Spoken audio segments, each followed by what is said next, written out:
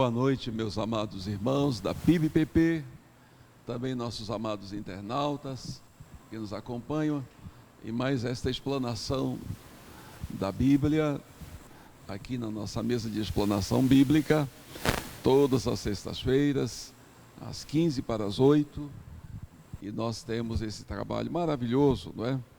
Já desde a época da pandemia, uma ideia do nosso diácono Flávio, que Deus tem sustentado até hoje, através de nossos pastores, que espontaneamente aqui sempre estão para este trabalho, não é?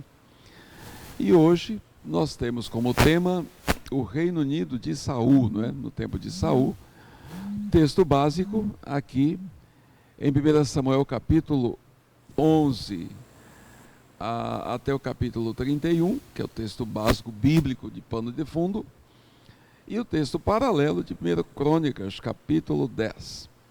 Tendo como texto áureo, 1 Samuel, capítulo 13 e 14, que vamos ler com você. Se você quiser nos acompanhar, abra aí 1 Samuel, capítulo 13 e 14. Então Samuel disse a Saul: agiste loucamente, não obedeceste ao mandamento que o Senhor, teu Deus, te ordenou. O Senhor teria confirmado o teu reino sobre Israel para sempre. Porém, agora o teu reino não subsistirá. O Senhor já encontrou para si um homem segundo o seu coração, e já o destinou para ser príncipe sobre o seu povo, porque não obedeceste ao que o Senhor te ordenou. Nós vamos orar. Te agradecemos, Pai, por mais esta mesa de explanação bíblica. Agradecemos também a existência da Tua primeira igreja nesta cidade, com esta visão do Senhor, para o ensino e pregação da Tua palavra. Agradecemos também receber nesta noite o nosso amado pastor Humberto Sedano e o nosso amado pastor Wilson Martins, o nosso colegiado pastoral, que farão nesta noite esta explanação sobre este assunto tão importante da teologia bíblica. Abençoa o pastor Humberto na explanação, o pastor Wilson, abençoa cada um dos nossos internautas acompanhando esta explanação. Que entendamos a Tua palavra, as aplicações que ouviremos, e depois de entendê-la, dá-nos coragem espiritual para obedecê-la. Assim oramos em nome de Jesus. Amém. Pois é, estamos aqui com o pastor Humberto Sedano, da nossa missão lá na cidade de Álvares Machado, faz parte do nosso colegiado pastoral, bem como o nosso amado pastor Wilson Martins, também do nosso colegiado pastoral, lá na cidade de Pirapozinho, não é? E é com muita alegria que vamos agora às primeiras considerações do amado pastor Humberto Sedano, sobre o tema de hoje, o Reino Unido de Saul. Boa noite para todos, pastor Edson, pastor Wilson, Flávio também, irmãos que estão também através da internet. Chegamos à segunda lição do trimestre, não? Segunda também lição do ano, não? O Reino Unido de Saul. Vamos a comentar a introdução da lição e também o primeiro ponto, não? O Reino Unido de Saul sofre um colapso. Israel teria um rei, mas no tempo de Deus. Porém, a nação se adiantou e exigiu um rei, não importando-se com a vontade de Deus, como diz o texto, não? Então, os anciãos todos de Israel se congregaram, vieram a Samuel a Ramá e lhe disseram: Ve, ya estás velho e teus filhos não andam pelos teus caminhos. Constitui-nos, pois, agora um rei sobre nós, para que nos governe, como o tem todas as nações. Porém, esta palavra não agradou a Samuel, quando disseram: Dá-nos um rei, para que nos governe.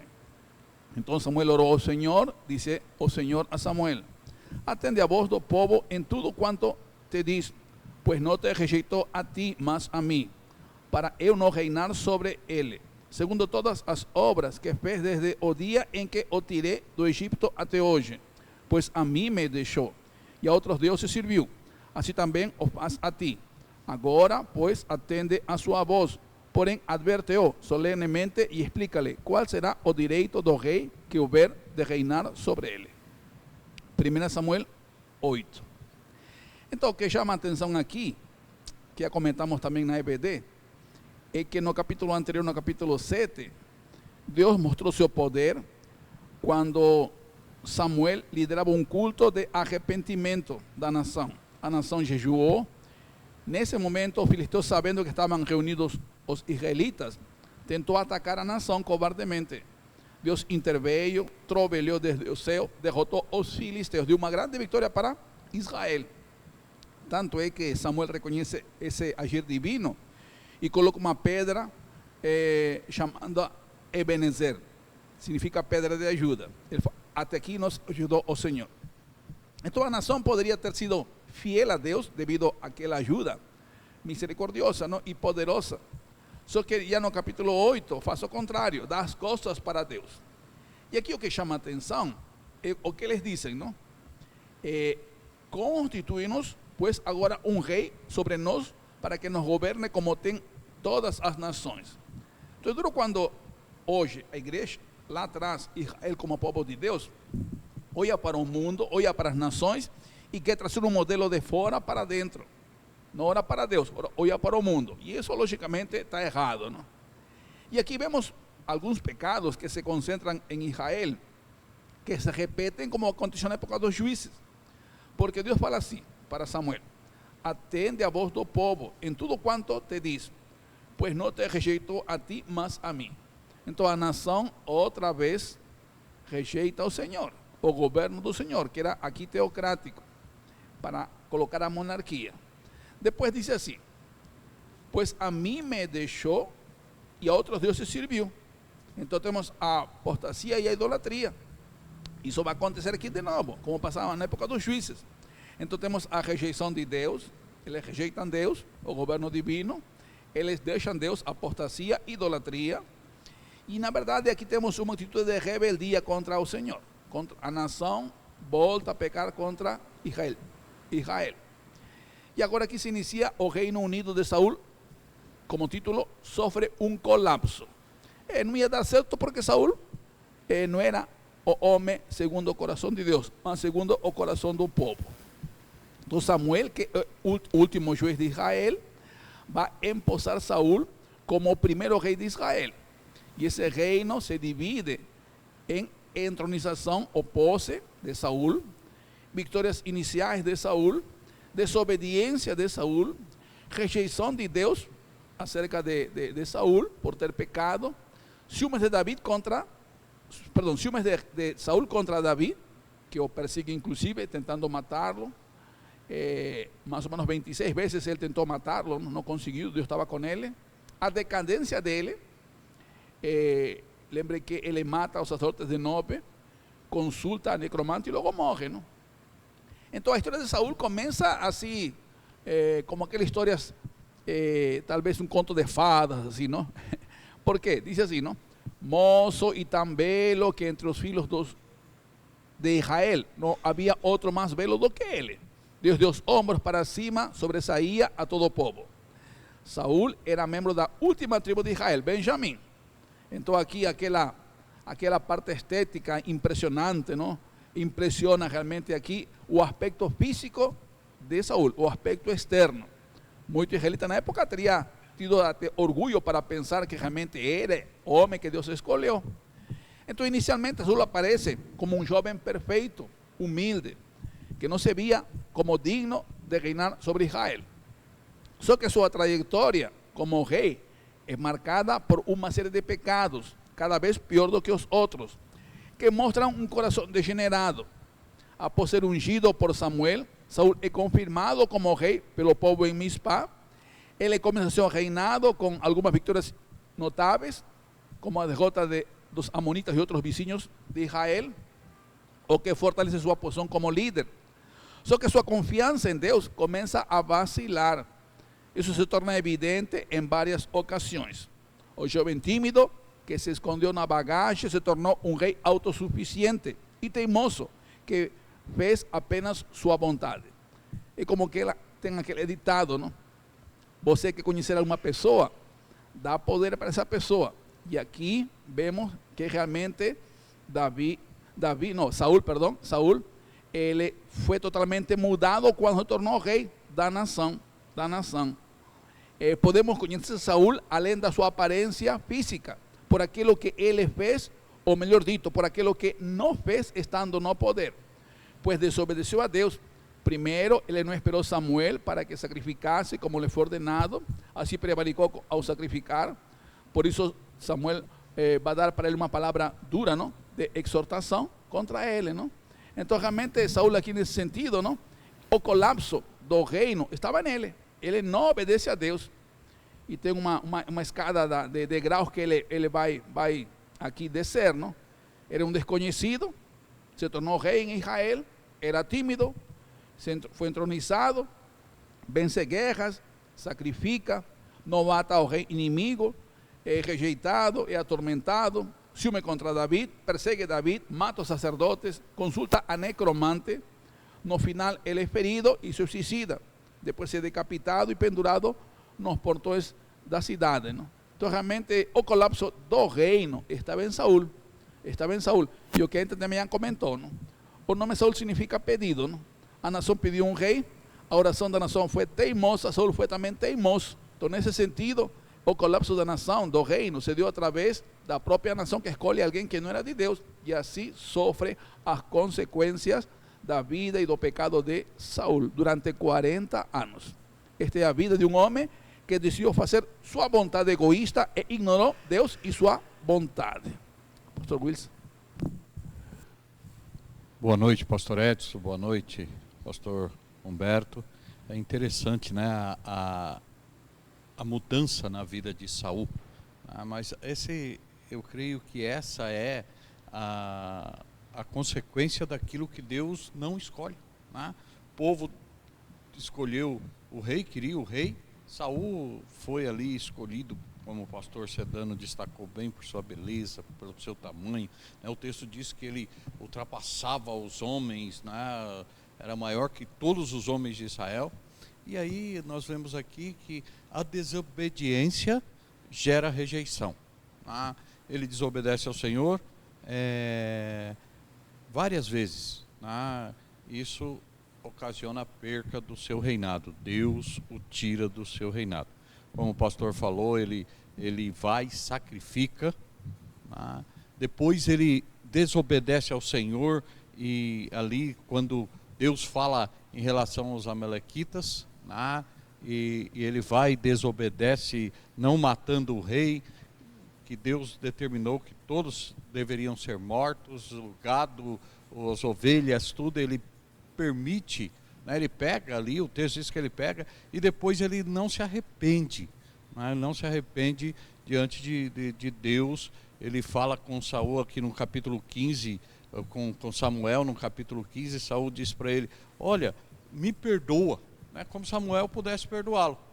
Depois Samuel diz que não, que acabou, e no versículo 22, quando ele tenta justificar, né, que ele pegou aquelas ovelhas, o gado para sacrifício, e Samuel fala para ele assim: tem porventura o Senhor tanto prazer em holocaustos e sacrifícios, como em que se obedeça a palavra do Senhor? Eis que o obedecer é melhor do que sacrificar, e o atender é melhor do que gordura de carneiros.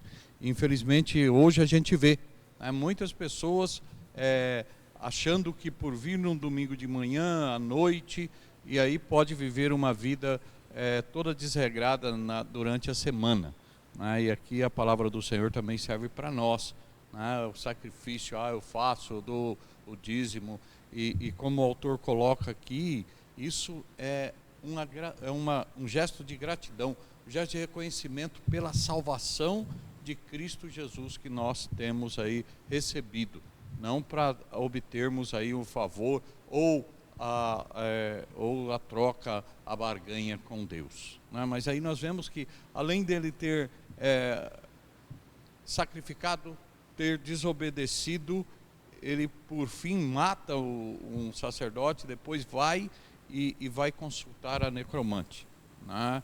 Desobedecendo totalmente ao Senhor. E essa rejeição, né, nós vemos que Deus, além de rejeitá-lo, Deus de não querer mais ele como rei, Deus também não fala mais com ele, né, pastor Edson? Deus se silencia, ele procura Deus e Deus não fala. Ele estava, como o profeta Samuel falou, acabou o reinado dele, né? E aí nós vemos que a morte dele foi trágica, né? O fim dele foi trágico, como foi predito por Deus, né? Uma das coisas que o autor coloca aqui, que eu achei bastante interessante, que ele diz assim: devemos aprender que a obediência gera bênçãos e a desobediência, rejeição por parte do Senhor. Não obedecemos para ser abençoados, mas por sermos alcançados pela bênção da salvação em Cristo Jesus, né? E isso nos desperta em nós um desejo de obedecer ao Senhor, né? Então, aqui com Saul nós aprendemos, né, que Deus, ele é amoroso. Deus, mesmo não tendo escolhido, não tendo sido rejeitado pelo povo, por eles pedirem um rei, Deus coloca o rei ali, e o rei era colocado para ser aquele que iria levar o povo para Deus, né? E Saul, como o pastor Humberto falou, ele tímido, quando ele entra no poder, tem o poder, ele se torna, aí ele quer ser independente e acaba se perdendo, né? E aí Deus fala aqui no capítulo 15 que ele já tinha outro para colocar no lugar dele, e do capítulo 16 a 31 nós vamos ver aí quem Deus escolheu, né? E o texto aqui da revista diz assim: o Senhor tinha o seu escolhido para governar a nação, e sabemos disso, mas o povo preferiu escolher um rei pela aparência, característica pela qual certamente nunca escolheriam Davi, o menor da casa de Jessé, né? E interessante a história aqui desses capítulos, no resumo que o autor traz. Samuel é enviado para a casa de Jessé, e quando vê o primeiro filho, ele se empolga, né? Grande, bonito, ele fala: é esse. Aí Deus fala: não é esse. E assim se apresenta os outros filhos, e Deus rejeita todos, porque Deus não vê somente essa aparência nossa aqui, né? Deus olha o coração.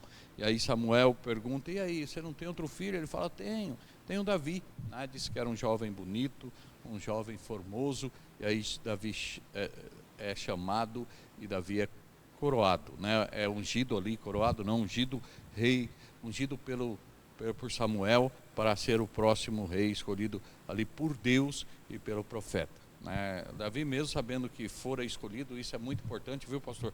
A gente olha assim nas nossas vidas, e a gente vê isso, o contrário disso daqui, muito na vida profissional. O texto diz: Davi, mesmo sabendo que fora escolhido, esperou o tempo de Deus para assumir a sua posição, né?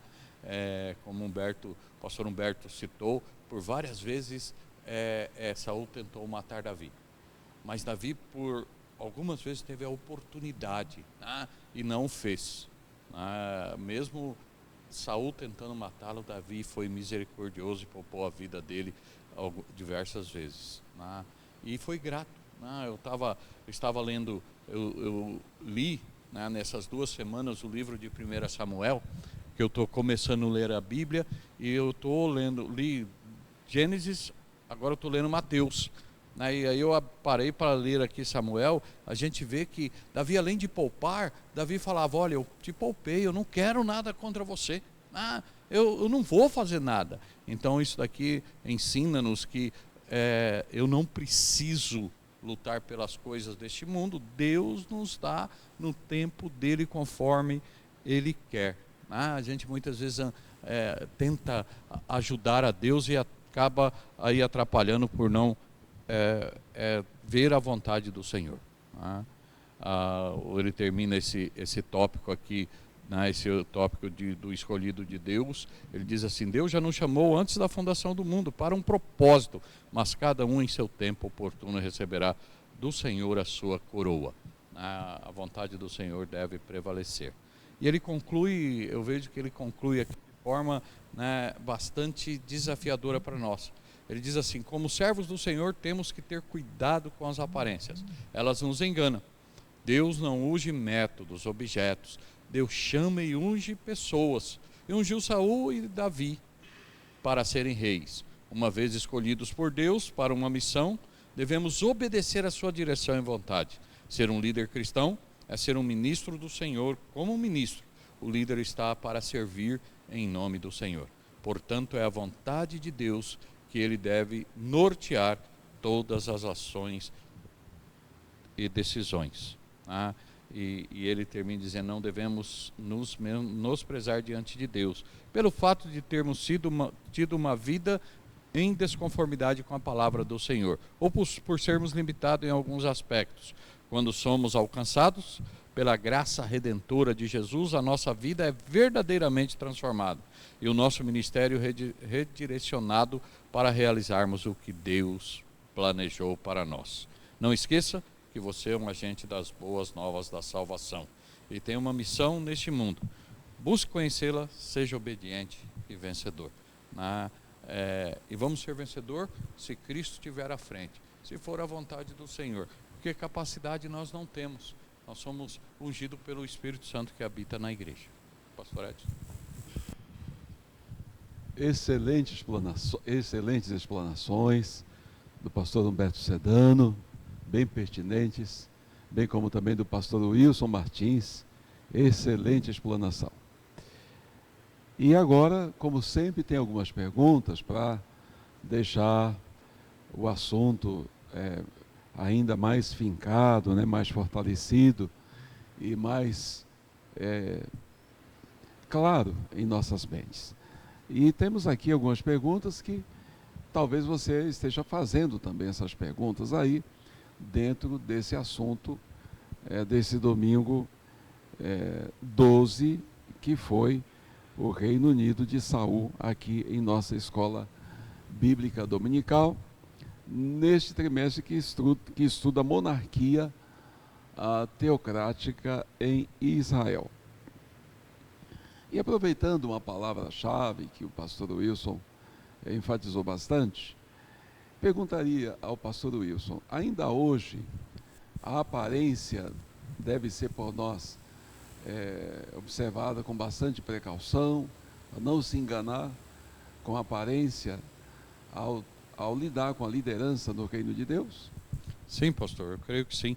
A gente tem que ter cuidado, porque a aparência, como nós vimos no texto aqui, muitas vezes engana. E Deus não olha para isso, né?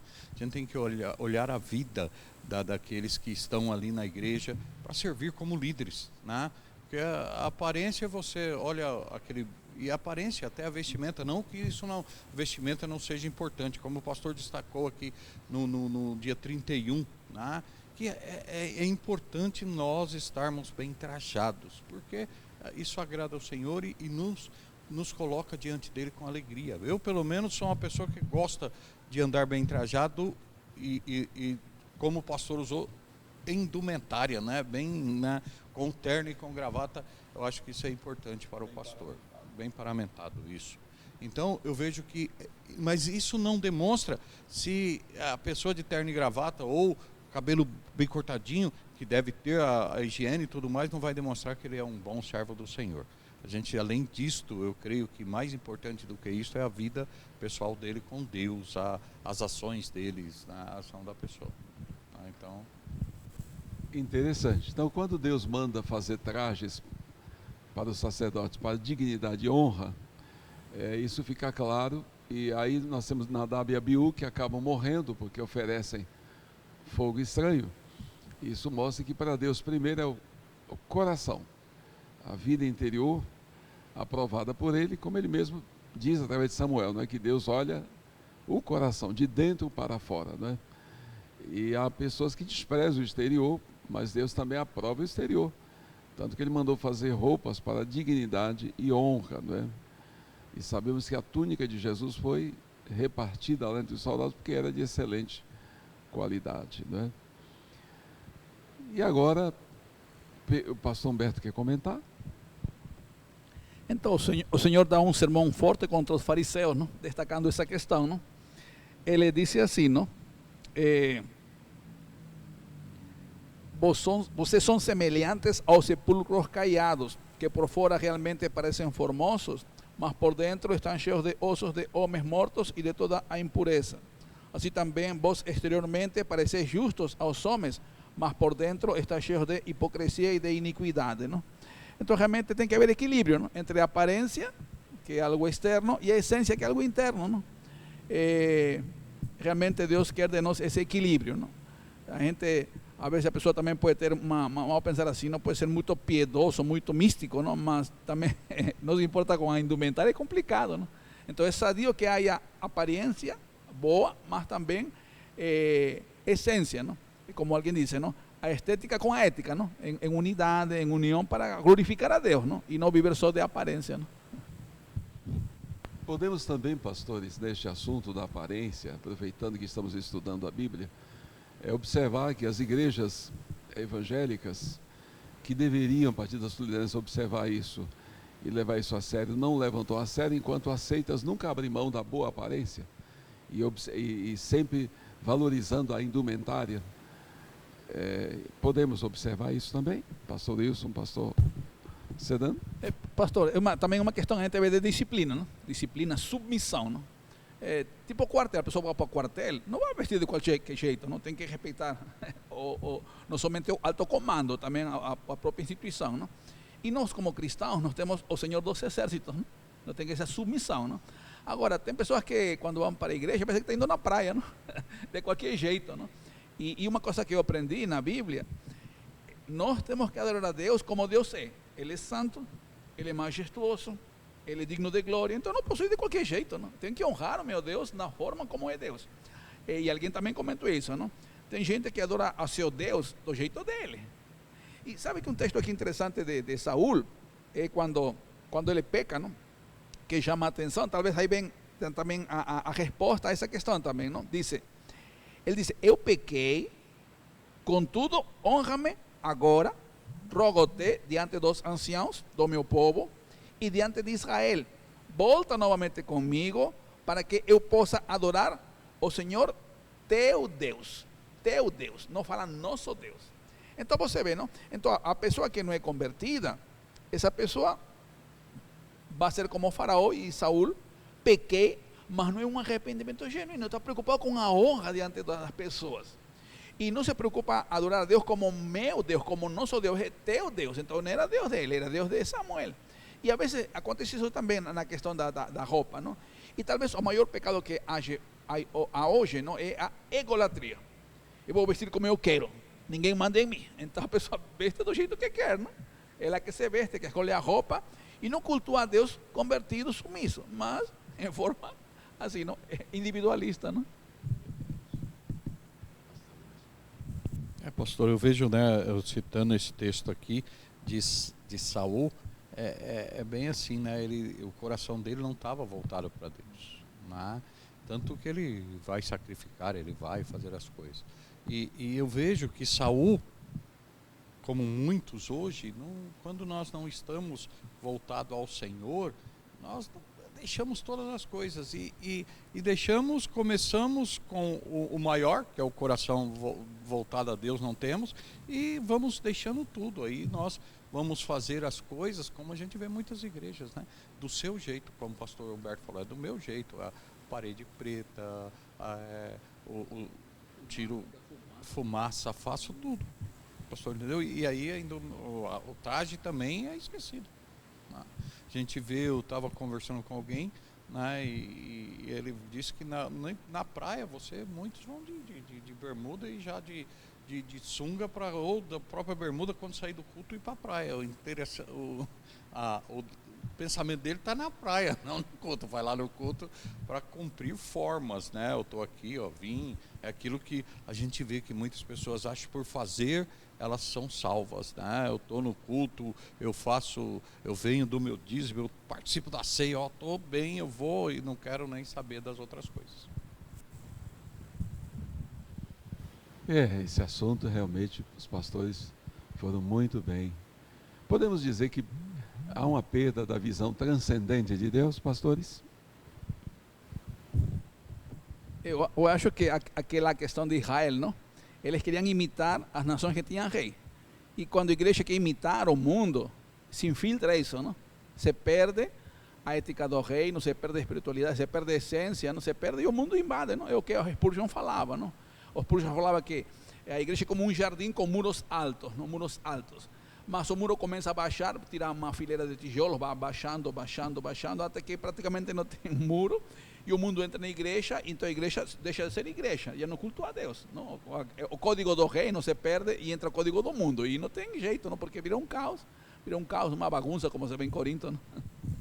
E quando nós partimos para isso, é dizer que Deus ele existe, ou que Deus ele é, como eu posso dizer, que está acima de todas as coisas, que é soberano, você vai perdendo isso, né? Porque se eu disser que Deus é soberano, eu tenho que ser submisso a Deus. Então perco. A igreja, quando parte para viver a sua vida conforme o líder ou conforme a liderança, acabou a transcendência de Deus. Acaba você olhar para Deus como um único soberano, aquele que controla todas as coisas.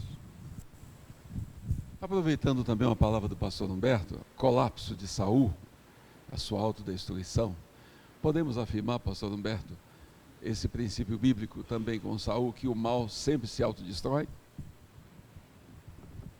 Então, tem aquela ilustração, não? de Einstein, não? Quando estava na escola, não, perguntaram se existia a escuridão. Ele falou, o que existe é ausência de luz. No caso de Saul, o que se vê, não? É a ausência de Deus, que é o bem. Se não está no bem, está no mal, não? Então, realmente, essa ausência de Deus é o colapso de Adão, é o colapso de Caim, é o colapso de Saul, de Israel, de nós, não? Quando Deus está ausente em nós, o mal domina. Lembremos que em Gênesis 8:21, não? Diz que o pensamento do homem era continuamente o mal. E essa pessoa que vai para o mal, como o pastor falou ali, termina mal, não? Termina mal. Nenhuma pessoa na Bíblia que andou no mal terminou bem, nenhuma. Por quê? Porque está sem Deus e a consequência do pecado, não? O que já se comentou, não? Realmente o mal volta para a pessoa que a praticou, porque foi o que se plantou, se colheu, não? E foi isso ali, não? Foi isso ali, não? Inclusive tem aquela ilustração, não? Já que Saul não matou uma amalequita o matou, não? Que era o servo dele, não? Que estava ali, não? Então é complicado, não? Então a gente serve a Deus ou não serve? E o colapso dele, de Saul, foi isso, não andar no bem com Deus e deixar-se levar pelo mal, e no final vem a consequência. Gálatas 6:7. A gente, quando olha para Provérbios, né, e tem bastante versículos, e no capítulo 11 diz: o hipócrita com a boca destrói o seu próximo, mas os justos se libertam por conhecimento. E seguindo o 12 aqui diz: o que despreza o seu próximo carece de entendimento, mas o homem entendido mantém-se calado. E vai dizendo do mal, daquele que é mal, aquele que é ruim, ele vai se destruir, ele auto se destrói. Eu ouvi uma frase, né, num livro, eu lendo um livro, ele diz que a pessoa consegue esconder-se da sua maldade no máximo durante 3 anos. Depois disso ela surge diante das pessoas. E as pessoas se afastam, né? E o Senhor não deixa nada escondido. Né? Minha mãe tinha um ditado, e a minha mãe, o pastor conheceu, o pastor Berta, ela era cheia de ditados populares. Ela disse que o diabo, ele encobria com 10 capas, e depois ele tirava as capas dele e te deixava sozinho. Né? Ou seja, você faz a maldade daqui a pouco aparece, pode esconder, mas aparece. Né?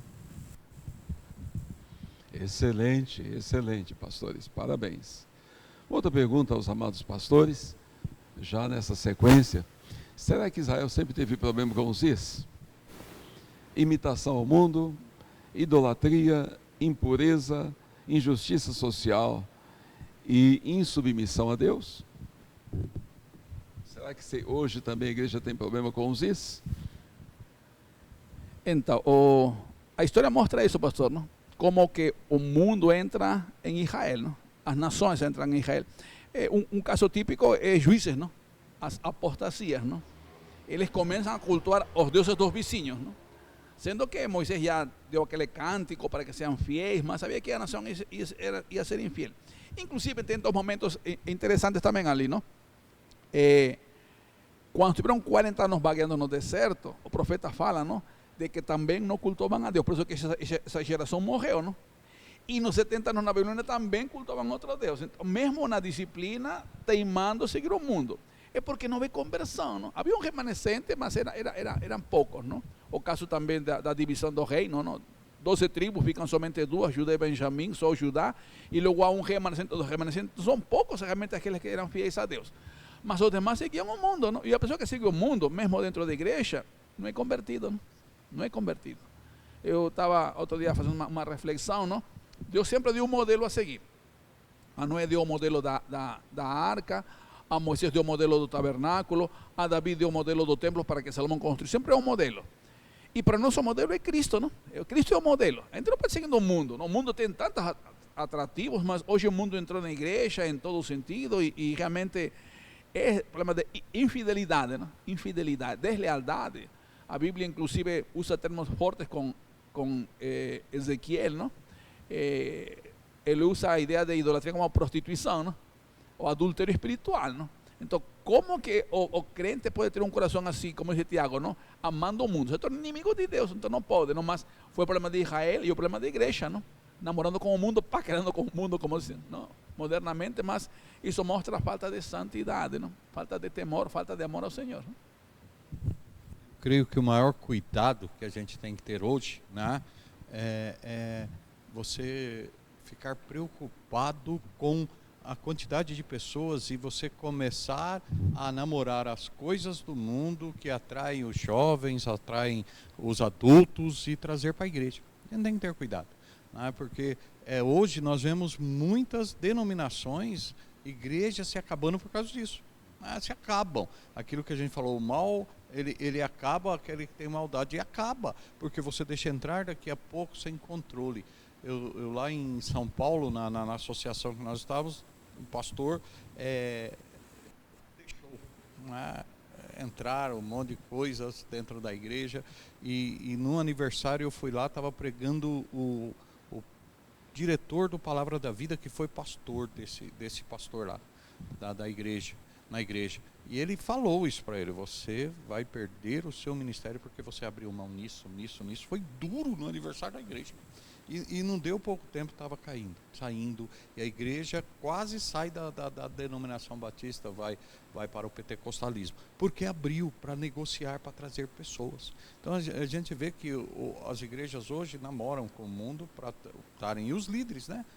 Os líderes têm que estar diante do Senhor, como o pastor Humberto falou, nosso modelo é Cristo.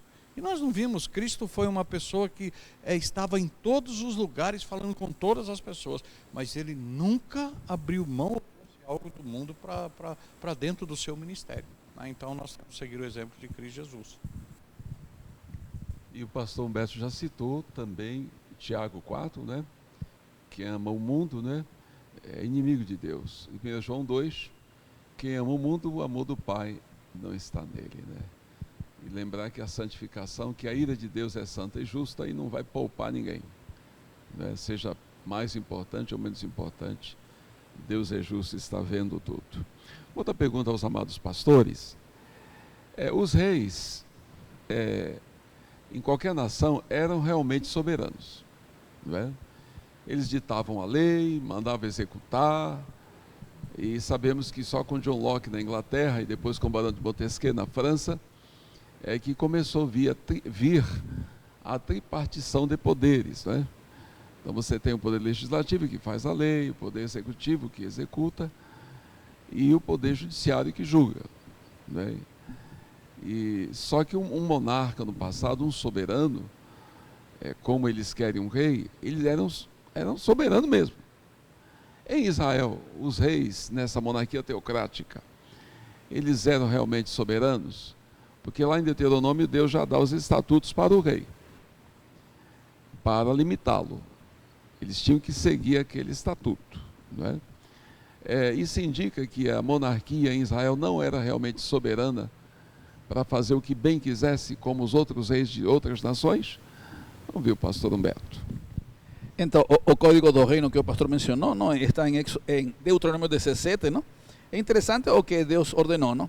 E acontecerá que quando ele se assentar no trono do seu reino, que ele escreverá para si uma cópia desta lei em um livro, do que está diante dos sacerdotes, os levitas. Ficará com ele e ele o lerá todos os dias de sua vida, para que possa aprender a temer o Senhor seu Deus e guardar todas as palavras desta lei e estes estatutos para fazê-los, para que seu coração não se exalte acima dos seus irmãos, e para que ele não se desvie do mandamento para a direita ou para a esquerda, a fim de que prolongue os seus dias no seu reino, ele e seus filhos no meio de Israel. Então, o rei israelita deve ser um servo de Deus, não? Do rei dos reis, não? E a palavra, ele devia conhecê-la pessoalmente, porque o fracasso de cada rei em Israel se dá em função a isso, não? Nós temos duas frases, não? Fez o que era bom diante de Deus e fez o que era mal diante de Deus, os reprovados e os aprovados. E lembremos que a última frase, que se repete várias vezes em Juízes, é a seguinte, não? Naqueles dias não havia rei em Israel, cada homem fazia o que bem queria. Então isso não pode acontecer em um crente, em um rei, em um pastor, porque nós temos um rei, e nós temos que fazer o que Deus quer, não o que a gente quer, não o que o mundo quer. Então quando a gente faz o que a gente quer, egoísmo, individualismo, e fracassa, não? Se torna um rei ímpio, não? E aqui realmente o colapso de Saúl e todos os reis maus que houve na Bíblia foi isso, não? E cada governante moderno também é igual. Se não segue a palavra de Deus, se não honra a Deus da palavra, colapso. Então a gente, por mais alto cargo que tenha em qualquer instituição, não? Nunca deve ter o rei na barriga, ser humilde, temente aos pés do Senhor para ser um bom servo, não? E assim honrá-lo, não? E o autor da revista, né, falando lá, ele fala assim: o poder verdadeiro do rei é resultado da fé no eu sou, o qual revela a sua vontade por meio do livro da lei, do urim, do sacerdotal e da palavra dos profetas. E aí a queda de Saul se deu porque ele não fez isso, né? Diz que Saul não fez nenhuma dessas coisas, ele diz, e aí a queda dele veio. E a gente vê muitos crentes buscando fazer aquilo que acham certos, e aí estão fadados ao fracasso. Então, quando Deus, mesmo tendo escolhido Saul, tendo como um rei, ter um rei humano, a ideia era essa, de que ele fosse submisso a Deus, e como o pastor Humberto falou, né, conhecendo a palavra do Senhor, ele fala, tem uma cópia dessa lei, você tem que viver isso, e ensinar o povo isso, né? É como na igreja, né, pastor Edson, pastor Humberto, a gente vê igrejas aí onde tem o domínio do líder, ele manda, desfaz e até passa por cima da palavra do Senhor. Então esses estão fadados aí ao fracasso e a perca de tudo, até da sua vida, como foi Saul aqui. Excelente, pastores, excelente explanação. Uma outra pergunta que pode também nos ajudar os nossos internautas e a nossa amada PIB-PP, é o seguinte: ao fazer o sacrifício que Saul fez, porque Saul deu 7 dias de prazo,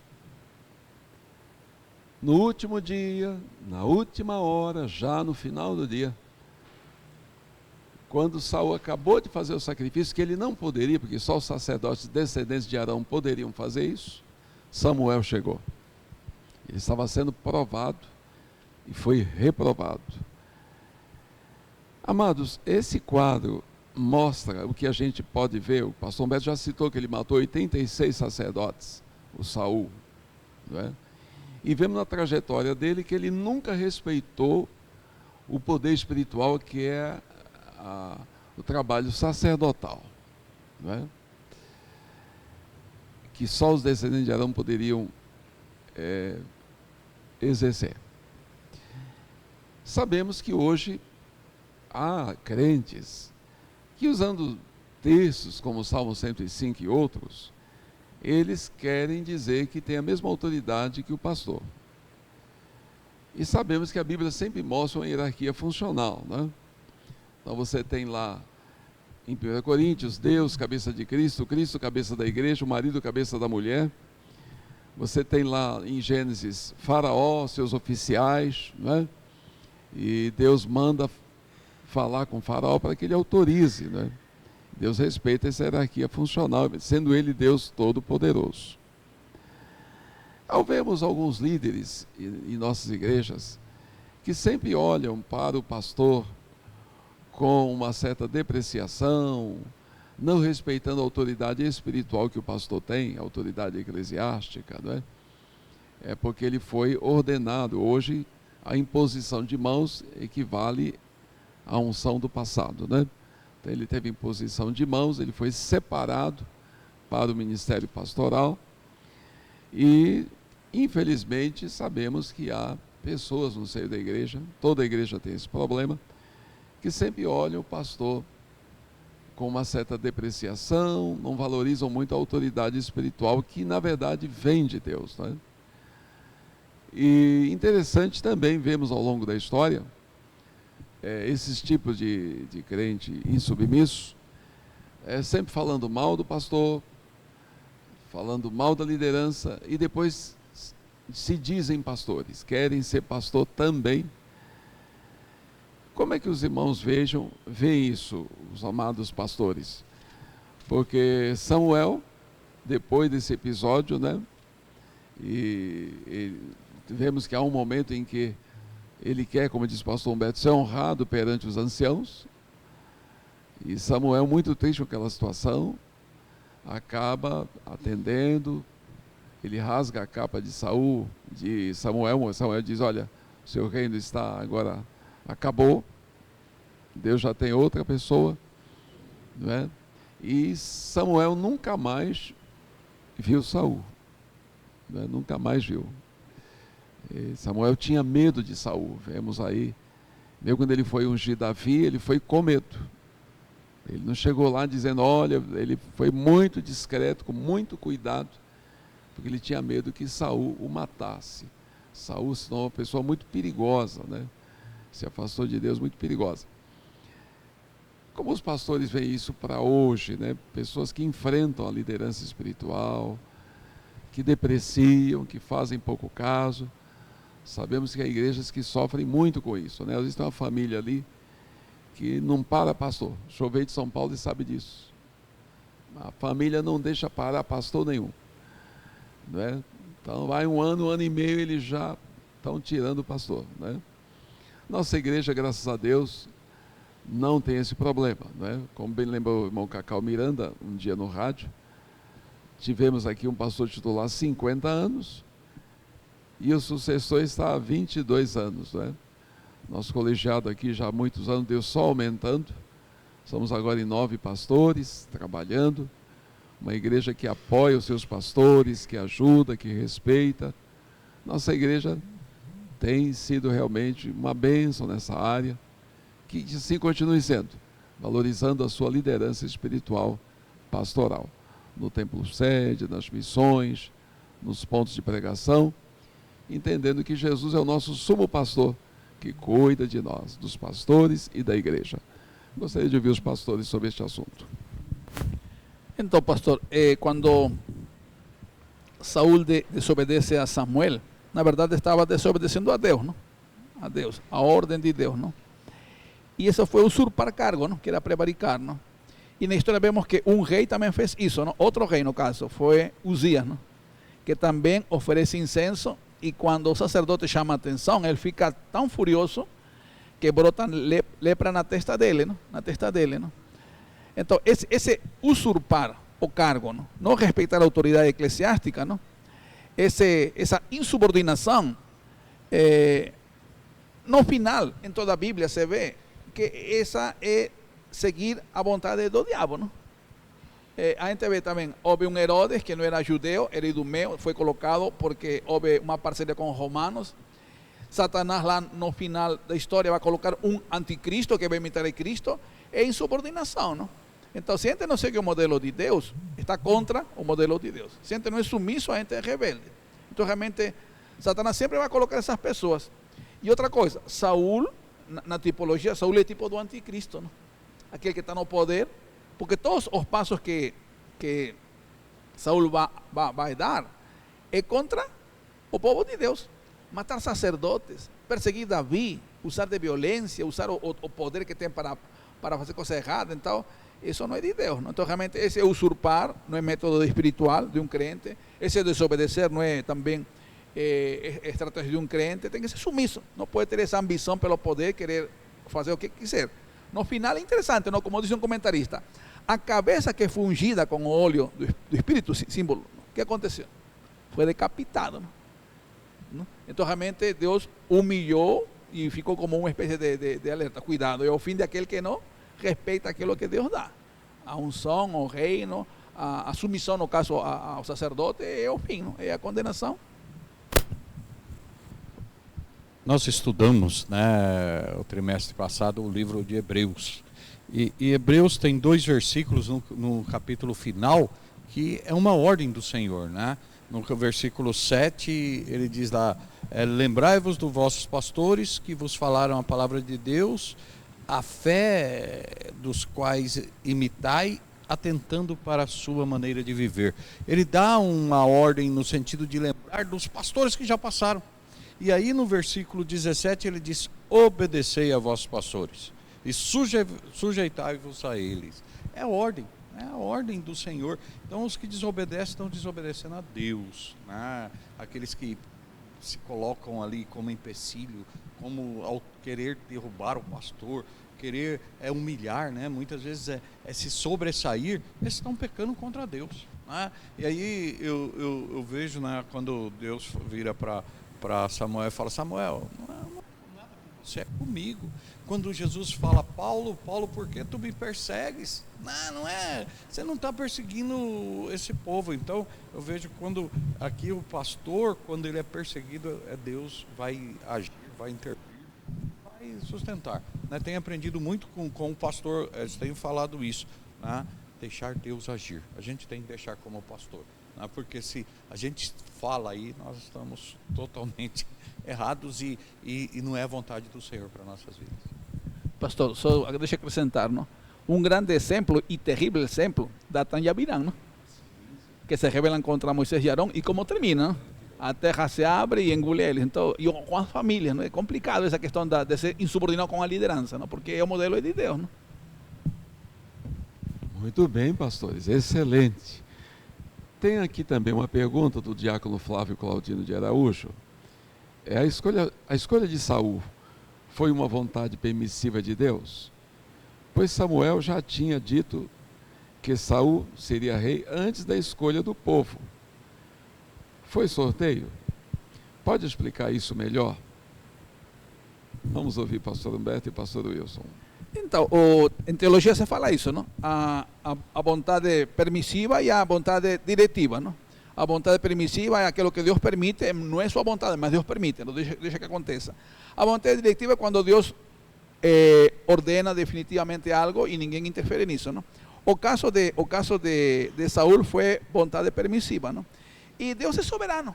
E é interessante que toda essa questão Deus já sabia. Por isso que o cântico de Moisés, lá em Deuteronômio, Deus sabia que o povo seria idólatra, e o cântico era como testemunho de que lá na frente iam rebelar-se. Ele sabia. É como Paulo disse, não, em Atos 20, fala assim, não? Eu sei que depois de sair da igreja van a entrar, se van a levantar dentro da igreja, van a ir de fora pessoas que vão a fazer estrago na igreja. Ele sabia. Então Deus sabia que isso ia acontecer, que havia um Saúl, é soberano e é onisciente, ele sabia essa questão.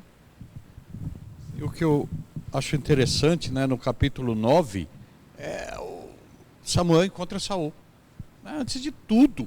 Então, assim, mesmo sendo o momento errado, o povo se rebelando contra Deus, mesmo sendo permitido, Deus direciona ali Saul, né, porque ele se encontra, e esse encontro, ele está procurando uma jumenta, né, e ele encontra com Samuel, e Samuel aí dá as primeiras instruções para ele. Mas também creio que é vontade permissiva de Deus, né? Eu creio que Davi não. Davi, Deus escolhe, Deus manda Samuel, e ali nós vemos que Samuel tem os filhos e Deus fala, não é esse que eu quero, é esse que eu quero. Mas Saul foi permissivo do Senhor. Aproveitando a pergunta do diácono Flávio, podemos dizer, pastor Humberto, pastor Wilson, que Jonatas, filho de Saul, que se tornou um grande amigo de Davi, um protetor também de Davi, entendeu o plano de Deus? Porque Jacó, em Gênesis 49, diz que o cetro é de Judá. Ele diz a Davi, eu serei o segundo no reino. Quer dizer, ele entendeu que a prioridade é a tribo de Judá e ele seria o segundo. Ou seja, Davi é a prioridade. Ele entendeu o plano de Deus, confirmando que o pastor Humberto acaba de dizer, e pastor Wilson, que foi vontade permissiva e realmente foi, né? Jonas, podemos dizer que Jonas entendeu o plano de Deus? Então, a gente comentou essa questão na EBD, não? Observe uma equação, não? Samuel foi espiritual, os filhos não, não? Os filhos não, os filhos eles se corromperam. Saúl não foi espiritual, o filho foi, o Jonatas, não? E o príncipe espiritual. E é interessante porque, inclusive, ele é tipo de Cristo, não? Na parte quando ele tira a capa, tira a espada, dá para David, que era o vassalo, não? Então, o príncipe a favor do vassalo. E ele declina, não? Ele declina o reino. E ele protege, ele é um protetor de David. Ele é diferente do pai. É oposto do pai, totalmente oposto. Então, é um exemplo a seguir. Jonatas é uma figura na Bíblia que aparece ali com aquela estrela de Deus, não? Que Deus sabia que ele ia proteger a David e o protegeu até o final da sua vida. Enfrenta o pai ia matar inclusive a Jonatas. Então realmente era um homem espiritual dentro de uma família que, como é de Saúl, que se corrompe, ele é diferente. Não? Então realmente um homem sumiso a Deus, protege a David, arrisca sua vida e tanto é que morre com o pai porque ele sabia que não, outro não é David. Ele respeitou a unção de David, a vontade de Deus. Não? É precioso isso. Não? Sim, creio que sim, pastor.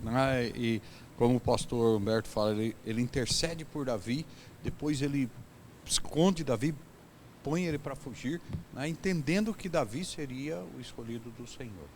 Eu creio que ele entendeu o plano de Deus e não só entendeu, mas ajudou pelo Senhor a colocar em prática. Excelente, pastores. Então, finalmente a última questão, na verdade, já é só um desdobramento, né? Então podemos dizer que o plano de Deus para Israel era sempre um governo teocrático, porque lá em Êxodo 19, 6 e 7, Deus fala: vós me sereis um reino de sacerdotes entre as nações, né? Em Deuteronômio 4, vocês devem ser um povo sábio e inteligente, por obedecer a minha lei, e coloco vocês entre as nações como cabeça e não como cauda. Mesmo com toda a desobediência de Israel, Israel sempre, em todas as áreas, é uma nação diferente. O pastor citou antes aí Albert Einstein, que é filho de um pequeno industrial judeu-alemão. Isaac Newton, e assim vai. Todas as descobertas, em todas as áreas, científicas ou não, sempre lá no começo tem um judeu, mostrando o que Deus diz a Abraão, não é? Que ele converge em Abraão a bênção para todas as nações. Então, o faraó tem o sonho das vacas magras e gordas, espigas cheias e murchas, mas é um descendente de Abraão que vai interpretar o sonho. O grande monarca Nabucodonosor tem aquele sonho, mas quem vai trazer a explicação do sonho é um descendente de Abraão. Isso pode mostrar que Deus queria que o governo sempre fosse teocrático, ou seja, alguém que ele mesmo escolhesse para cuidar da nação, e não um rei. Quer dizer, ele deu o rei caso o povo, ele sabia que o povo ia escolher, como o pastor mesmo já acabou de dizer. Então ele já se preveniu e deixou os estatutos do rei. Mas se o povo não optasse pelo rei, o governo teocrático teria continuado? O que o pastor Humberto acha sobre isso? Aí nós encerramos as perguntas.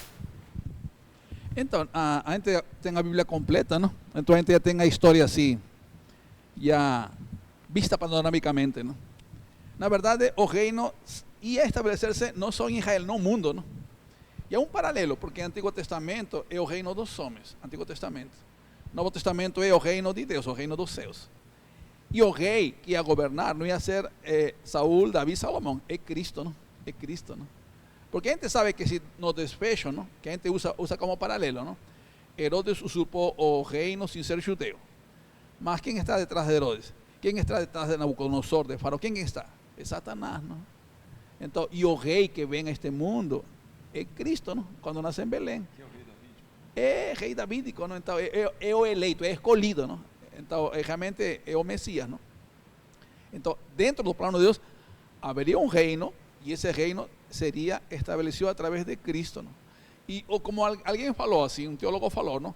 Todo o Antigo Testamento é um rascunho da história que em Cristo se vai a concretizar. É o plano no papel, só que em Cristo se concretiza, se consuma. Então, realmente, só que Israel não soube esperar, não teve paciência, se precipitou, pediu, porque a gente vê assim, não? Dos reis que teve, não só no caso do norte e do sul.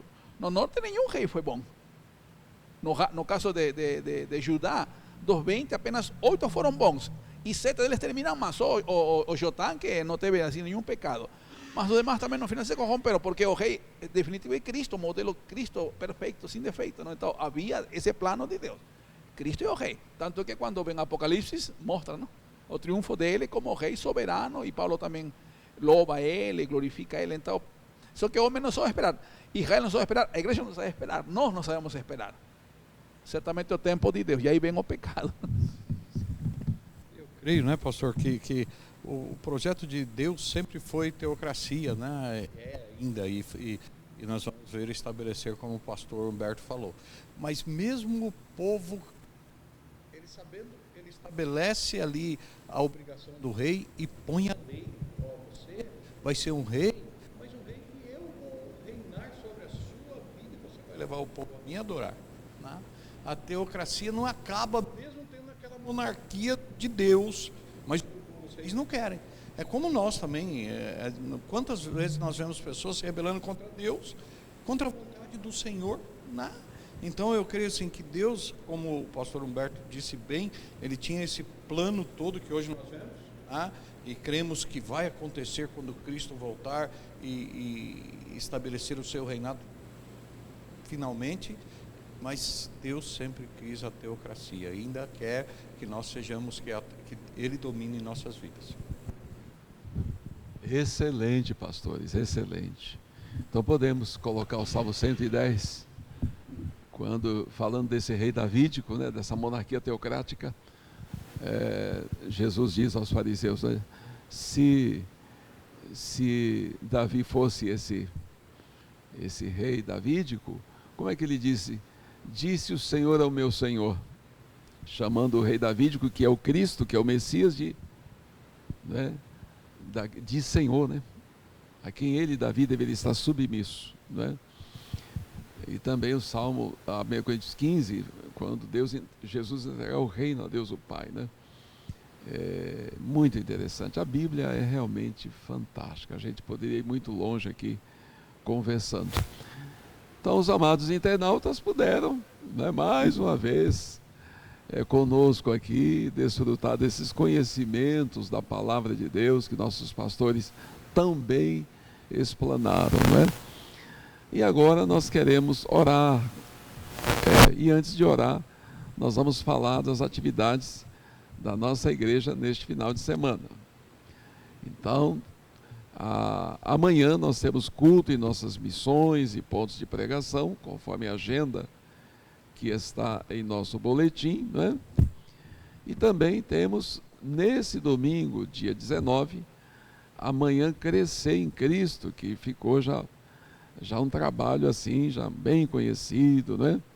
Ana Lúcia Polezuc, com uma equipe maravilhosa que temos aí. Deus tem feito um trabalho maravilhoso através da irmã Ana Lúcia com essa equipe. Então, você é o nosso convidado. Traga o seu filho, seu neto, sobrinhos, vizinhos, né? Para esse domingo 19, para a nossa manhã Crescer em Cristo, a partir das 9 horas da manhã. Então, a turminha tem o lanche, né? E um momento de confraternização, um momento também de brincadeiras, e depois a parte espiritual, né? Onde conta-se a história, eles aprendem a palavra de Deus, né? Cantam, depois eles entram no final do culto aqui para cantar 2 cânticos, e ouvimos uma síntese da história do dia com a professora, e o tema nesse domingo será Confiança em Deus, falando de Davi e Golias, pastores. A divisa, aí está em 1 Samuel 17:47, saberá toda esta multidão que o Senhor salva, não com espada nem com lança, porque do Senhor é a guerra, e Ele vos entregará nas nossas mãos. Mais uma prova do governo teocrático que Deus queria para Israel, né? Então a irmã Ana Lúcia vai estar aqui nesse domingo com essa equipe maravilhosa, com essa história, não é? E também terá a participação do tio Israel, que é o pastor Israel, e a tia Marta, né? O casal aí trabalhando nesse domingo com as crianças. E a Adriana Pedro também vai estar ajudando com todos os demais da equipe. café da manhã, louvores, histórias, brincadeiras. É uma manhã maravilhosa aqui no nosso templo sede. Então traga as suas crianças. A idade é de 0 a 12 anos, né? 0 a 12 anos. Também queremos dizer que no dia 15, última quarta-feira, nasceu a Giovana Mediquian Dionel, filhinha do casal Denis e Elizabeth, e netinha da irmã Sônia Mediquian, e agora com seus irmãozinhos Samuel, que é o mais velho, e a Laura, que é a do meio, e agora a caçulinha Giovana. Também queremos falar de nosso encontro de missões no primeiro sábado de fevereiro, aqui no Templo Sede, quando vai pregar o pastor Alcidi, lá de Alto Alegre, região de Alto Alegre, Igreja Batista de Jatobá. Também no dia 8 de fevereiro, temos o casamento do pastor Ananias com a Maria Helena. Será uma noite também maravilhosa em nossa igreja. E destacando também para a oração quanto aos enfermos, a lembrar da irmã Inês Fernandes, que está no Hospital HR, também o nosso Silas Santana ainda na Santa Casa, internado, e demais irmãos que temos orado, que temos acompanhado, a irmã Tânia Amaral, passando por uma cirurgia, e carece também das nossas orações, a nossa querida Tânia, que Deus dê a ela excelente recuperação da cirurgia. Irmãos que enfrentaram dengue aí, não é? E já estão nos finalmente da dengue, nossa Vânia e a filha, né? Vânia Bianchini e a filha Sara Bianchini, já se recuperando bem e chegando aos finalmente. Vários irmãos passaram por essa dengue, inclusive a minha esposa também passou, e a gente sempre orando e clamando a Deus e agradecendo o cuidado de Deus com os seus filhos. Quero destacar também o irmão Jeremias Martinez, papai do nosso diácono William Martinez, que é um dos mediadores aqui da mesa, e que está o papai internado lá em Araçatuba, não é? Com a expectativa de colocar um marca-passo. Então vamos lembrar do nosso amado Jeremias Martinez, papai do nosso amado diácono William Martinez. Também quero aqui destacar a Lidiane Felice no seu tratamento, que é nora da irmã Alda, esposa do irmão Fernando, que Deus a abençoe no seu tratamento também que está fazendo, né? E a nossa Sônia do Edilson, lá em Alfredo Marcondes, também nos finalmente da dengue aí, já está em casa e se recuperando bem, graças a Deus, né? E quero destacar também o Marcel Travisan, que é cunhado do irmão Walter Cesário, né? No seu tratamento, que Deus o abençoe, é um tratamento muito delicado, que logo esteja bem. E a minha mamãe, a dona Iduína, vai passar por uma cirurgia no dia 24 de janeiro, cirurgia de catarata. Espero contar com as orações também dos amados irmãos. Os pastores vão orar, primeiro o pastor Roberto, depois o pastor Wilson, orar também pelo nosso país. Sempre seja um país livre para o Evangelho, uma pátria livre para o Evangelho. Vamos então acompanhar nossos pastores, agradecer todo o trabalho do irmão Flávio, né? Ele tem toda uma logística aqui, não é? Ele prepara essa mesa, há todo um trabalho invisível que vocês não podem ver. E somos muito gratos a Deus pela vida do diácono Flávio Claudino, de toda a equipe que o acompanha, nossos funcionários aqui da igreja, irmã Silvia, Adriana, Guedes, enfim, Rosângela. Temos uma equipe maravilhosa aqui na igreja, Oséias, né? E nosso colegiado pastoral, os diáconos, os relatores, toda a liderança, não é? Nossa igreja é uma igreja que eu admiro muito, né? Todo o empenho nessa área de culinária, enfim, líderes maravilhosos. Quero destacar mais uma vez, amanhã Crescer em Cristo, não esqueça das crianças. Nesse domingo agora, dia 19, a partir das 9 da manhã, vamos trazer nossas crianças para amanhã Crescer em Cristo. Vamos orar com nossos pastores e assim encerrar mais esta mesa de explanação bíblica. Pai Santo, obrigado pela tua misericórdia, pelo teu favor, por esse tempo de estudar tua palavra, que possamos colocá-la em prática, que possamos crescer sempre na tua graça, no teu conhecimento. Abençoa o ministério dos nossos pastores, do colegiado, abençoa nossa igreja, abençoa nossas missões, abençoa, Pai Celestial, nossa liderança. Glorifica-te neste fim de semana, trabalho nas missões, Pai bendito. Se tu com aqueles que estão doentes, aqueles que também estão enlutados, que passam por tribulações, se tu sempre sustento, alegria e esperança para cada coração. Também abençoa a nação para que haja restauração, para que também haja liberdade para pregar o Evangelho, para poder levar a palavra a muitos corações que não te conhecem. Guia-nos, ajuda-nos, sustenta-nos. Se tu como pastor Edson, sua família, também pastor Wilson também, o Flávio, sua família, minha família, todos nos guia-nos, sustenta-nos, abençoa-nos. Pedimos tuas misericórdias, no nome santo e precioso do Senhor nosso Salvador. Amém. Pai, obrigado por esse tempo que tivemos de estudo da tua palavra.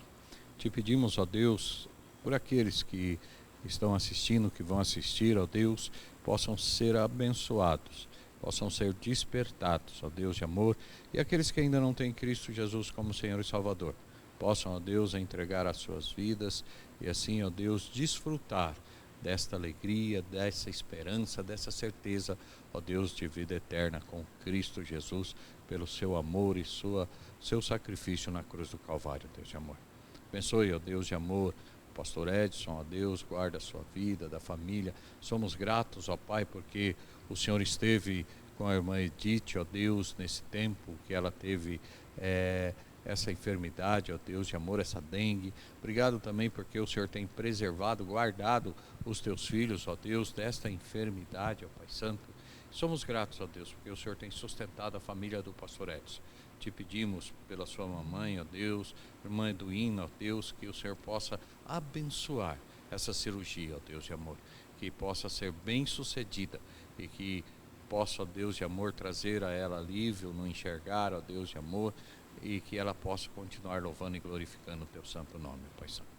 Abençoe a vida do pastor Humberto, ó Deus, sou grato pela vida desse teu servo, ó Deus, que tem servido ao Senhor, feito o teu trabalho ali. Abençoe a família dele, ó Deus, a esposa, ó Deus de amor, os filhos, guarda, ó Pai Santo, na tua mão poderosa, à frente da missão ali, ó Deus de amor, que ele possa, ó Deus, ser usado pelo Senhor na missão em Álvares Machado, ó Deus de amor, fazendo a tua vontade, e ali, ó Deus, possa crescer para a honra e glória do teu santo nome.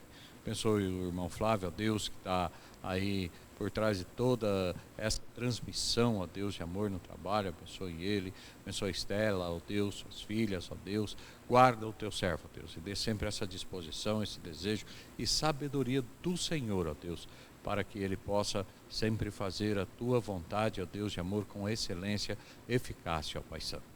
Obrigado, ó Deus de amor, também porque o Senhor tem abençoado a nossa igreja, ó Pai Santo. Tem guardado os seus filhos, ó Deus de amor, que aqui congregam, tanto na sede como nas missões, ó Deus, que eles também possam ser abençoados por esse momento que tivemos aqui do estudo da tua palavra, ó Deus. Te entregamos, ó Deus de amor, os enfermos, ó Pai Santo, em tuas santas mãos, que o Senhor possa curá-los, ó Deus de amor, fazendo a tua vontade. Abençoe o Pai do nosso irmão William, ó Deus, o irmão Jeremias Martinez, guarda ele, ó Deus de amor, e que tudo que for esse procedimento que ele vai fazer possa ser para a honra e glória do seu santo nome, ó Deus, bem sucedido, ó Pai Santo. Obrigado, Deus, por esse tempo. Leva-nos em paz para o nosso lar, ó Deus, e assim possamos encontrar os nossos bem como deixamos, ó Deus. Em nome de Cristo Jesus, nós oramos e agradecemos. Amém. Amém e amém. Até a próxima mesa de explanação. Como gosto de dizer aí nos nossos grupos, em Cristo, sempre aguardando as melhores notícias. Que Deus guarde os irmãos que ainda vão viajar com o pastor Humberto, que ainda vai viajar com a família. Deus guarde os que estão voltando. Guarde nossos filhos, como a nossa filha Melanie também. Quando voltar, volte escoltada também pelos anjos do Senhor, não é? E pelo anjo do Senhor, que se acampa ao redor dos que o temem, nossos filhos, filhas, as famílias que ainda vão viajar, que estão voltando de viagem, e que em breve todos aqui juntos, para mais um ano, na presença de Deus e no poder de Deus. Em nome de Jesus, um abraço fraterno, até breve, Maranata, nosso Senhor Jesus, logo vem.